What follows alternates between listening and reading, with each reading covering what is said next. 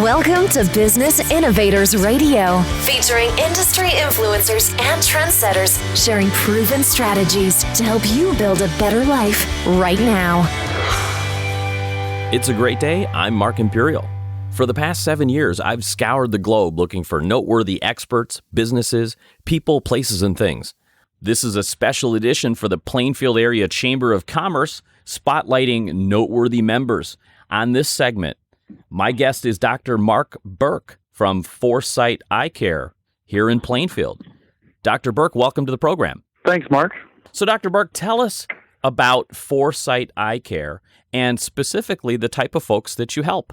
Well, we help 4 different types of people. People that are looking for general wellness, medical eye care, ocular nutrition, and sports vision training. Excellent. So I imagine that's the history of the name. Tell us about that, Foresight Eye Care. Well, there's a lot of connections with the number 4 and vision. There are 4 parts to an eye exam. People think of people with glasses as being 4 eyes. But it really boiled down to the 4 different ways we felt like we could improve vision beyond 2020. The first way in which you do that is when you visit a sports vision doctor. Instead of stopping the exam when you reach normal vision or 20/20 vision, the sports vision doctor will typically check to see if you can see 20/15. Mm-hmm. And if you can, they'll check to see if you can see 20/12. And if you can, they'll check to see if you can see 20/10. Each of these different measurements are better than 20/20 by the name that it implies. 20/20 vision is normal vision at 20 feet, what a standard eye can see. If you have 20/10 vision, you see detail 10 feet sooner.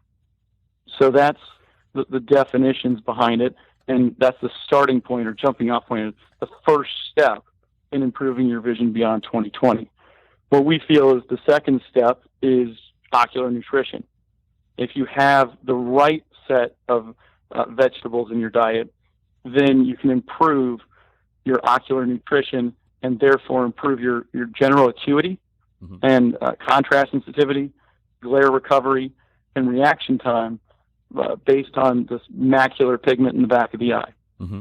The third or the next step would be to exercise the eyes. And when we're exercising the eyes, we're doing so because when we're doing therapy, it would be like rehabilitating a sore or hurt knee. Mm-hmm. That would be rehabilitation or therapy. But when you do training, you run or do push-ups or do activities to make it so that you don't have an injury. That's what we do when we exercise the eye, so that the coordinating muscles of the eye work together and function at a high level so that you can change focus and track objects and do what you need to do in sports. And lastly, the 4th aspect is training the brain. When you train the brain, you're able to process the visual information faster and react and do what you need to do, whatever it is.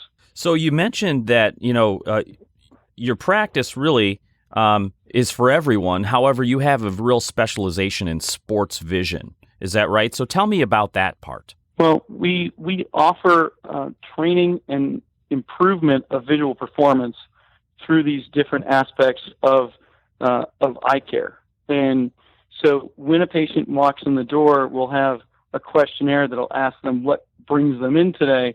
And most people are thinking glasses or contacts. But one aspect beyond the recognition of correcting acuity is sharpness of letters, is being able to then perform at a higher level. And it's not just for athletes. If there is a police officer or a fireman or other high vision-dependent mm-hmm. performance jobs, these professionals need to see in smoky conditions or at nighttime better. These are the individuals that we're able to help, because when you do sports vision or performance vision, as it might be known for a wider audience, it's going to improve the other skills that are used to perform at a high level. And everyone that does high-level athletics or a job that's very dependent on vision needs that extra best vision they can accomplish. Could you give us an example of a case where sports vision would help in somebody's, sport or job, as you mentioned, EMTs, emergency professionals, first responders? Can you give us an example of how they can benefit from this? It's hard to come up with just one. If I were focusing on the best example for professionals like police officers and EMTs, it would be performance at night vision. These are the brave men and women that go out and patrol our streets at night and stay up all hours to protect us and take care of us. And so they need to be able to perform in low contrast situations. And in those low contrast situations, they also need to be able to drive at high speeds to determine if an assailant has a gun or not. These are the things that where sports vision for ocular nutrition really play a big role. The classic example in sports is going to be pitch recognition in baseball. Mm-hmm. If you're an athlete trying to perform better, there's a lot of ways you can perform with peripheral awareness and other things that I could talk about. But the less, detailed explanation is really, like I said earlier, if you have acuity that gives you the ability to see 2015 or 2010 vision, then you have the ability to compete with the pros. The average professional baseball player in the United States has 20/12.5 vision. And since the average player has that, if you only test to 20/20 and you don't know if you could do better, then you'll never know if you can compete. Yeah, you mentioned that 2015 in 2012 is better than 2020. Most people don't understand that. What exactly does that mean? Well, the standard eye sees at 20 feet the way it does. And so what we'd use is an eye chart to determine if you see as well as that. And if you see worse than that with correction, we worry about eye disease that is affecting the central part of the vision. And that's why it's considered normal vision. We never want to ignore vision that doesn't achieve at least normal. As a medical eye doctor, that's the first thing that we look for, is make sure that there's no medical condition with the eye. And then beyond that, when you're able to see detail 8 feet sooner than someone with normal 20/20, subtract 20 and 8, you get 12. That's what 20/12 vision is. I see. So if you can achieve the theoretical limit of vision, 20/8, that means that you can see the detail 12 feet before the opponent with normal vision. So it sounds to me like with sports vision and performance vision, this isn't something that you attend to when you feel like you're having trouble seeing, but this is something you should really get on from the beginning, even if you think you see well now, because it's just really going to enhance performance. Is that also for general eye care in general? I think people have a lot of misconception about when to go see an eye doctor. That is a great question, Mark. Question mark. I get the same thing. My first name is Mark, and I just fell into the trap of saying question mark. Anyway, but that is a great question, Mr. Imperial. The time to go see an eye doctor is to complete the annual physical. So if you're bringing your child in to see the pediatrician every single year, but for some reason after age 18 we stop going ourselves, that's a societal pressure that I think we need to reverse overall.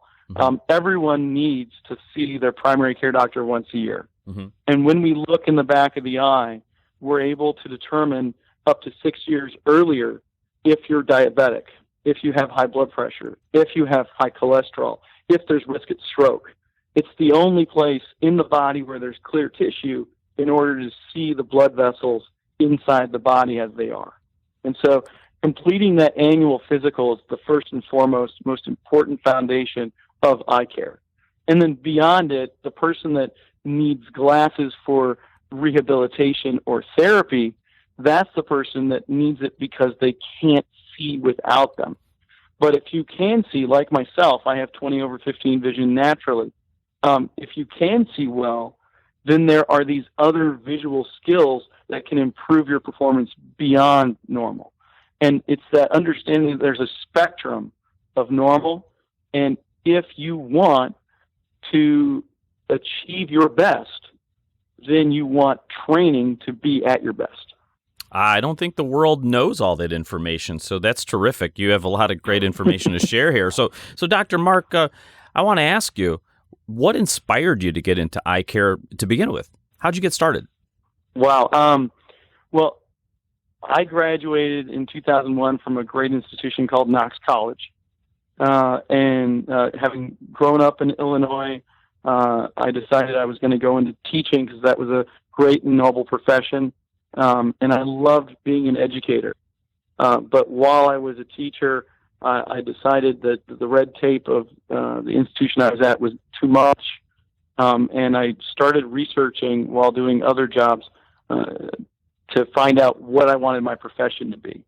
And I decided that early on I wanted something that was going to be in the medical field, but not necessarily require 8 years of education to start my career.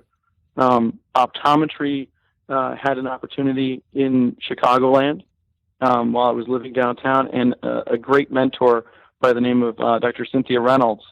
Dr. Reynolds taught me the fundamentals of eye care and why it's important. And then I just kept meeting new people in optometry that inspired me to want to go to school again. So I went back to professional school 5 years after having graduated from undergraduate. And it's been the greatest profession because it is the opportunity to change lives for people that need a big change. And it's the opportunity to enhance lives of people that want a goal beyond what they would normally achieve with a regular eye doctor. So for listeners here that are in the area or anywhere, that want to get started on this and they're overwhelmed, they don't know the exact information. I understand that you have a service or a quick way for them to get started with you and learn more about you. What advice would you give them to get started with you, and how do they reach you? Well, the first thing I would do for people not necessarily from the area would be to search AOA.org. It's the American Optometric Association website. Mm-hmm. And if you go to AOA.org, you can decide by putting in your zip code and what type of eye doctor you're looking for. Mm-hmm. Then you can find a local eye doctor in your area, because the first step is everyone needs a yearly eye exam to determine that their eyes are healthy and make sure there's no systemic disease detected in the eye. I listed the most common, but there are actually 273 systemic conditions that can be identified in the eye. Excuse me, Mark. Then beyond that, for people that are local, we offer an on-site sports vision assessment. We travel out one-on-one with the doctor so that you can determine if your vision is in line with what you want to accomplish by comparing your performance to that of the pros. The database that we have access to has Major League Baseball, Major League Soccer, NBA, NFL, Olympic volleyball for men and women, Olympic soccer for men and women, NASCAR. The list goes on, and it compares your visual performance, not your what the lowest line you can see, which is better one or two, but also your contrast, your dynamic acuity, the ability to process and regurgitate information. We hear it all the time. When I talk about sports vision, I get really wrapped up in the details. But if you hear an announcer during a sporting game say the game is really slowed down for him, that's because their visual processing speed is faster. That's what they mean. I see. When they talk about a baseball player is really seeing the ball, they're literally meaning they're seeing the ball well today. It doesn't have to do with they're hitting it good. It has to do with they're seeing it good or well. That makes a ton of sense. Probably get at me for that. I'm a boxer, so I know from the fight game we say that as well. We really are good at slowing down the fight, slowing down the and seeing everything, every move. Absolutely, and it's these common phrases. I mean, we use 20/20 in regular speech. We also use things like hand-eye coordination and casual conversation. but we don't always associate hand-eye coordination with, maybe there's an eye care office that would help with that. And so what we try and do for local groups is go out to provide these free assessments so that they know that they are 20% pro, 50% pro. We recently went to a group that specializes in baseball, and there was one standout athlete who could identify the different pitches. And so I told their pro, this is the small group, especially this young man here. I don't know them from Adam, but having done the sports vision assessment, those were the ones that without further training could already pick up and identify a slider versus a curveball versus a fastball. Teach them what the different pitches look like because they already have the skill set. The rest can achieve that skill set through training, but they would need some sports vision training. We're running up on the clock here, Dr. Mark. Give out your website and your number. How can people get a hold of you? And I understand you can make an appointment on your website as well. Is that right? Oh, absolutely. You can make the appointment on our site directly at www.foresighteyecare.com. I got very creative with the name, so it's the number 4, the word sight, S-I-G-H-T, the letter I, and the word care, C-A-R-E.com. Or you can call us directly at 815-676-4474 in order to schedule an appointment. Hey, Dr. Mark, I really appreciate you taking the time. You have a lot of great information. We should certainly have you back on the program in the future. I wish you continued success for Foresight Eye Care and for all of your patients and clients. Well, thank you so much, Mark. I have a great respect for what you do, and I think that the entrepreneurship and the small business aspect of your radio show is hallmark. Thank you so much for the kind words. I'm Mark Imperial, and this is a special edition of the program specifically for the Plainfield, Illinois Area Chamber of Commerce. On this episode, we're spotlighting noteworthy chamber members, and on this segment, my guest is Mike Montgomery. He's a mortgage loan originator from Stearns. And Mike, welcome to the program. Thanks, Mark. So tell us a little bit about your work and specifically the type of folks that you help. A little bit about my work is I try to help make people's dreams come true by providing the financing for their dream homes. So I do purchase money lending, refinance lending, and I've been doing this for 21 years, so I think I know what I'm doing here. Right on. Can you give us a little snapshot of the state of the nation, if you will, on home loans these days? Are people intimidated? Are people kind of holding back or shy, or what's going on out there? Really, there's a lot of misinformation and miscommunication for a lot of people. A lot of younger people that I talk to think that you need 20 or 30% down to buy a house. And, if you're a veteran, you can get in with 0 down. We have some 3% down programs for Fannie Mae and Freddie Mac, and we have 3.5% down for FHA. There's 5% down programs. So it all depends what people qualify for, but they need to not be so fearful and just reach out and see what we could do for them. Have you found a lot of that lately, people being fearful of even trying? Yeah. People, again, it's through miscommunication where people think they don't even have a chance, or, I haven't saved up much money for down payment, and so there's many times they can still qualify for financing. Just need to talk to somebody and see what we can help them get structured. Yeah, because I recall in the meltdown, there's a lot of information out there saying, the banks are on lockdown, nobody's giving out loans, so everybody's like, okay, well, I won't even try.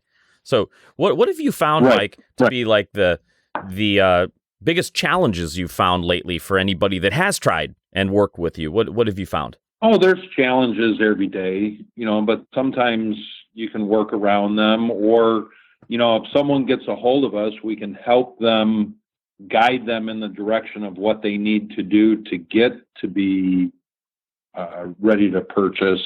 The challenges are either job and income, or it could be credit issues, or there's a lot of people that are recovering from, the downturn in the market and have had a short sale or foreclosure. Again, it doesn't mean it excludes them. They just need to find out where they're at and, what the time frame is before they can purchase.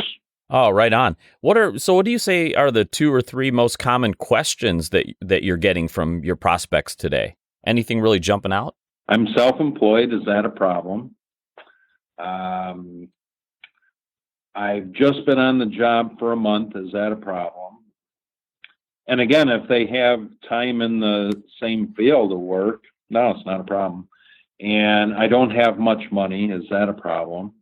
So those are the most common questions. Well, let's tackle a couple of those. So tell me about that. For a lot of self-employed people, I mean, that's the way the world's going nowadays. Everybody's going off on their own and hanging out their own shingle. For self-employed people, what would you tell them? Well, I can't get into underwriting specifics because I'm not the underwriter. Sure. But here's the thing you see is just being self-employed is not necessarily a problem. Writing off all of your income and having zero income that you pay taxes on, that's a problem. So it's not necessarily giving them suggestions. It's let me see what you got so we can see whether you have income, because you still have to qualify. And so for self-employed, the thing is either you're going to pay the piper, you got to pay taxes, or you may or may not be able to qualify for a home. So it depends on what they claim on their income taxes as to what their income is that we look at. Oh, right on. So now what about the person that's, new to the job, as you mentioned? What have you had to offer for them? The thing there is a lot of people change jobs and they think they have to be on the job for 2 years. That's not necessarily the case. We want to see them in the same field for some time, and different loans have different requirements. We may only need to see 12 months on the job. And the same thing with self-employment. We may only need to see 12 months, but we need to see 12 months on the tax returns, not just claiming that they're self-employed. When you're W-2 employed, there's lots of ways to verify the income, verifying with their current employer and looking at pay stubs and whatever. So just the fact that they change jobs isn't necessarily a challenge. And not having 2 years in that field is not necessarily a challenge. Again, it gets down to individual circumstances where we look at what this person qualifies for. I gotcha. So, Mike, what inspired you to get into, mortgage loans and lending? How'd you get started? Oh, this is a long time ago in a far, far land, far away. What inspired me was getting involved in rental property and buying and selling property, and the entire story is a long story to get too far into, but it was really helping people get through their financial crisis and how to get them into home ownership. And that was interesting to me. And like I said, it's been quite a while ago when I got started. Seen lots of changes in the industry, been through, the meltdown and the subprime fallout and all that good stuff. So, oh, right on. So to wrap this up, what would you say is like the one big thing that people should really, focus on or consider if they want to be successful with, living the dream and having their own home and they're just getting started? The biggest thing is just watching their credit. Make sure they pay everything on time. Don't go out and apply for every single credit card out there. I've seen that in the past, not so much currently, but back when everybody gave away a blender or a can opener or, some other appliance, people were applying for their credit card to get the freebie. Mm-hmm. And then people end up with way too many open accounts and it drives their credit scores lower. Mm-hmm. So just being financially responsible on their accounts and paying things as agreed and not overextending themselves on credit, saving a little bit of money, if you have a dream of owning a home, put some money away so that you're ready to purchase a home. And remember that you don't need a fortune to purchase. You can get in with little money down. Ah, that's terrific. Hey, Mike, so for our listeners out there, if they'd like to connect with you and get more information, how can they find you? Well, again, as I stated, the name is Mike Montgomery at Stearns Lending. My NMLS number is 739567. And best phone number is 630-973-6911. And my website is homeloansbymichael.com. So it's very simple. homeloansbymichael.com. Right on. I'm going to state that number again. It was 630-973-6911. Is that right? Correct, Mark. And homeloansbymichael.com. Fantastic. Mike, I really appreciate you taking the time and joining us on the program and sharing with our listeners today. I wish you continued success for you and for all of your clients. And same as you, Mark, and thanks for the interview. It's been a pleasure. I'm Mark Imperial, and this is a special edition for the Plainfield Chamber of Commerce. We're meeting a handful of their members. My next guest is Alise Anderson from Melaleuca.com. Alise, welcome to the program. Thank you. So, Alise, tell us about Melaleuca.com and the types of folks that you help. Well, we actually help every single body that has skin and is breathing. We like to kind of kid about that. But anyway, I am a wellness educator. I market for Melaleuca.com. It's a large consumer manufacturing company here in the U.S., actually headquartered in Idaho Falls, Idaho. And they manufacture over 500 consumer-based products that are green. It's kind of like an online shopping club, like Costco, sort of meets Amazon shopping system. So I've been referring, I kind of introduce people to the stores, what I do, and help them to see that they can shop for exceptional products at reasonable prices. And it's kind of like partnering, you're partnering right with a manufacturer, so you're able to get, huge discounts that stores just can't, other stores just can't offer. So, although this is really made for every man and woman, who's it most popular with? Who have you found have been your most frequent clients? People that are looking for better, safer, and to save for premium nutrition at exceptional prices, patented and proven. We have amazing science behind our products. We have on-staff scientists. And so people that are looking for the best in nutrition, people that are looking for safer for their home, people that realize that exposing themselves to toxins is increasing the likelihood of developing disease.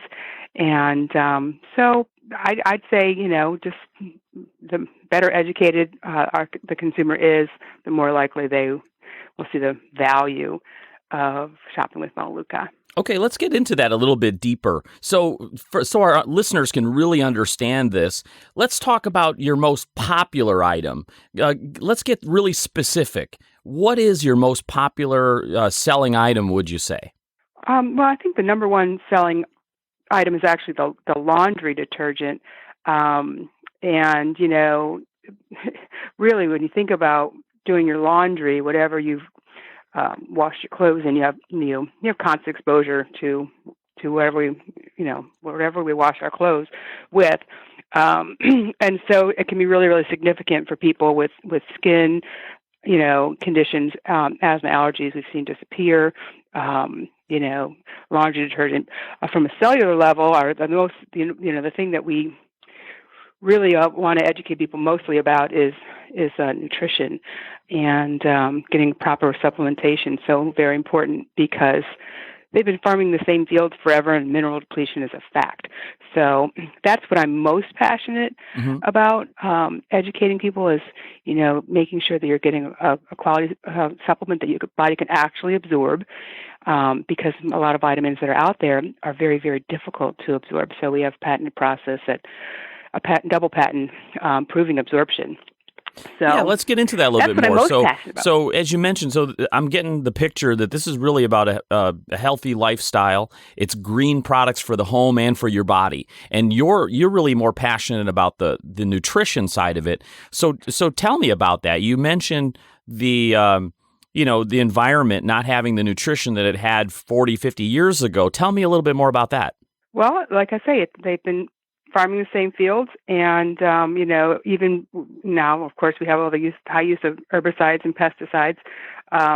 But beyond that, I mean, even if you're eating organically, if the minerals aren't in the soil, they're not going to get into the plant, and then they're not going to get in your body. So supplementation is really, really important for everybody because it helps. Our bodies are actually designed to heal themselves. They just need the right nutrients. So that's why I'm really passionate about that. If you look around at all the disease that's going on and autoimmune and asthma and allergies and ADD and everything seems to be on the rise, and they're linking it back to lack of nutrition in our food and overexposure to toxic chemicals in our homes. And most people they're not even aware. Most people are not aware. In fact, before I found Melaleuca.com, I went into the bathroom and everything had parabens in it. And they're linking parabens to, they're finding them out as markers of breast cancer. And, so our products don't have any parabens or any formaldehyde or any harmful, toxic ingredients. So. Right on. So, Alise, what inspired you to get involved in Melaleuca? How'd you get started? Well, actually, I had a party plan business for many, many, many years and had a lot of success there, but the economy kind of came along. It was a luxury product, and I was working harder and harder and making less and less, and that didn't seem to make a whole lot of sense. And so ultimately I decided to look for something to do alongside, and I chose wellness because it's absolutely a huge growing industry. And then I've been affected. I've lost a sister. My husband's lost a brother. And so there's just been some, personal reasons why I wanted to focus on wellness and educating people that they can make, they can make other choices and actually save money at the same time. So that is also, I have to say, the opportunity to build a residual income with Melaleuca.com is absolutely amazing. So very, very few people have ever even heard of the store. And so when you introduce people, they reward the marketing executives very, very generously, and it truly builds a real residual. And that was something that was really important to me also, to be able to make my golden years a little more golden. They're coming faster than I thought. So Alise, to wrap this up, for somebody who's been thinking about something like this, or who wants to get started and have success, what's like one piece of advice that you'd want to let them be aware of so that they're successful with your products? I'm not sure if you're asking from the business side or from the shopping side. From the business side, I mean, as a coach, we're looking for people that are looking for us for better, safer, save, and it's a lot of fun. It's a lot of fun helping people. So that's what we look for. And, we'll never know how we've impacted. We won't always know how we've impacted people's lives in making just what seems to be such a simple change, but really can have a profound impact on their life physically and financially. So for our listeners, if they want to get more information and connect with you, where should they go? They can go to www.melaleuca.com/4RFamily, which is the number 4, the letter R, family. Or they can reach me at 815-603-5987. That's terrific. Hey, Alise, I appreciate you taking the time and coming on our program here, our special edition for the Plainfield Chamber of Commerce. And I wish you continued success with Melaleuca.com and for all of your customers and clients. Well, thank you so much, Mark.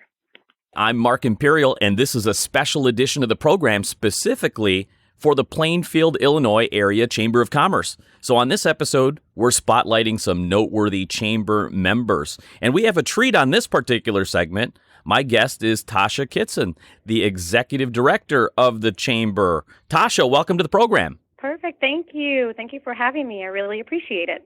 Terrific. So tell us, Tasha, give us a little bit, just tell us the mission of the Chamber and the type of folks that you help. Our mission and our more of our focus is to connect our chamber businesses and businesses in our community, not only with each other, but also with our community as a whole. About 650 businesses that are currently chamber members that are in the Plainfield area, so they don't have to be Plainfield businesses per se. And, we really, truly are committed to help them market their businesses to other people and kind of give them that, I guess you'd say, more of like the referral basis. Our slogan is shop chamber business first. And, so as staff members in our office, we really, truly promote that and just want people to understand what we have in our area. Plainfield's really come a long way, I've noticed. Kind of give us a snapshot of what the state of the city of Plainfield is like. So Plainfield, the past couple of years, a lot of growing has gone on, especially in the downtown area. We have this, where our office is located, we have a lot of restaurants and, mom and pop shops, I guess you would say, to get people to come down here during the summer. There's a lot of great festivals and events that go on. One of the big things is cruise nights that actually the Chamber puts on every Tuesday for 12 weeks. And it really, truly just brings people to our community. And that's, Plainfield has grown over the many, many years and continuing to grow. I mean, obviously with the economic development and the growth, housing market picking back up, we're seeing more people come this way and wanting to settle in Plainfield. And, we see it not only just in the community, but also with our business owners as well. And it's phenomenal. So what I've really appreciated about the Chamber so far, being part of it, is it feels to me like you get the reach of like a big chamber, but you still get like the intimate impact of a small town sort of a chamber. Is that what you're going for? Absolutely. Ironically, I was just meeting with my membership relations director, and we're okay with being at 650 members. That is actually a very large chamber for this area. Mm-hmm. But it doesn't feel like a large chamber like you just mentioned. There's a lot of people that have been here since day one. There's people, that have been invested in this chamber for a very long time, being on the board of directors or committees. And that's truly what when I first started here in 2013, really wanted to be able to continue doing is I want our members to know that this is their organization. Yes, I'm the executive director, but I want them to be able to put their say in. I want them to have a footprint, within the chamber. And I think we've truly been able to do that. And so you do get that small town feeling. People know people, and that's one of the great things about even being located in downtown Plainfield. And we recently moved into a new building for the chamber this past year. We've actually just celebrated our 1-year anniversary, and to be honest with you, and we moved around the corner, and so now we are on the main drag, and we get more people that walk in our door that are community members that kind of knew we were downtown, but now that we're right there, they're utilizing us even more. And we want to be a resource for our community members. And I think we've been able to be successful with that. And I think we're going to continue to be able to do that. Yeah, I especially enjoy the engagement. There's a lot of engaged members that participate all the time, and you give them plenty of things to participate in and network. So tell me, what are like the 2 or 3 most common questions that, say, a prospective new chamber member might come to you with? One of the first things is it's always, what is the chamber going to be able to help me with? And, kind of like I said, is we're going to be able to get you out into the community, whether you're downtown Plainfield or a little further than Plainfield. And we're going to give you that opportunity to showcase your business. One of our big things is we always tell our new members is you're going to get out of the chamber whatever you put in. You can't expect us to just promote you, but if you get involved, and so that's one of the other things, and it's, we get asked, well, what can I do right away? And you were actually a part of this group, or this group in particular, but our ambassadors. We encourage our members to get involved and to get to know other people, and I think that that's been very successful for them. And, it's great to see new members come in and be very excited to, jump on board and be a part of something. those are probably the top two things. What can they get out of us, and how do we get involved immediately? And like you said, we do a lot of events, and we do events that might be free to the community. We do events that might, cost a little bit, but our overall goal is to be able to connect our community with our businesses. So, Tasha, how did you get started? I know you've been here for a number of years, is that right? But you weren't really originally from Plainfield. Tell me your story. How did you get started? That is correct. So I've been with the Plainfield Chamber since April of 2013, and I actually was a chamber member. I used to work at Rasmussen College and did community development, and in that position, I had an opportunity to get my feet into all the local chambers. And Plainfield was, again, ironically, the one chamber that I jumped in and got involved in our ambassador program. I was a co-chair for about a year, and then I sat on our annual 5K, Healthy Driven 5K race committee, which is our biggest event that we put on every year. And it was kind of funny. I had an opportunity, when this came up, I found out that the position was open, and I was at a time in my life where, I wanted to be able to be more invested in my community. And, I had a very young child and wanted to be able to spend some more time with her. And when this opened up and I had the opportunity, I jumped on it. And I will tell you that I love it. Every day is different. I get to meet a lot of great people. I get to network with other chambers and learning what they're doing, what's working, what's not working, and really trying to keep things fresh for us. And it's been a great journey so far. And like I said, I wouldn't change it for the world. You talked about our members and how you get that home feeling, and it truly does feel like home. And I can't believe I've been here since 2013. It goes by really fast. But like I said, love it, love every day. I have a phenomenal staff, and we've tweaked things here and there, but overall we want to continue to grow and continue to do what we do best, and that's connecting our community with our business world. I think it's great because unlike a lot of, meetup groups, for example, some people go into those meetings and they think, I'm coming in here to sell something. But I see a lot of the members that are engaged and they really want to learn about you. And they're not trying to sell you their stuff. They're just saying, what can I do to help you? And, as a byproduct of just being part of that community, business naturally comes around. So I think it's great. And the people have been great that I've met. So to wrap this up, Tasha, what's one thing that you'd tell someone that's considering, joining the chamber? What's the one thing that they should consider to really be successful once they join? Get involved. I say that to everybody. I think it's extremely important. If you're not showing your face and meeting people, you're not going to be able to grow your business, in my opinion. And whether it's the owner of the business or sending somebody else, and we do see that with a lot of our businesses. I mean, our members are they vary in size, as far as the companies. We have large companies, we have mom and pop shops, we have home-based businesses that are involved, and it's extremely important to get involved and to get active. And we're not saying attend everything, but there's a lot of opportunities, and that's one of the things that we want to continue doing. Yeah, it's terrific. It's a great way for people to get known in their community because, after all, you're going to be part of the community. You're going to contribute. You want to let everybody know who you are and be a part of it. So it's a great way to do it. Absolutely. So Tasha, how can our listeners, if they want to get involved in the chamber, want to get more information on chamber activities? Because I know it's not just it's the businesses serving the community. So you have a community calendar there as well. So how can people find out what's going on at the chamber? Where should they go? Absolutely, and this is the perfect time because we are setting all of our dates for 2017. So I encourage everybody to go to www.plainfieldchamber.com. If you go to our website, you will see access to two different calendars. We have a member calendar base, so that's going to be all of our different events that are going on through us, whether it's a luncheon, a chamber network night, a referral meeting, all kinds of things that are on there. And then we also have a community calendar, and this is where our members can post events that are going on within their business.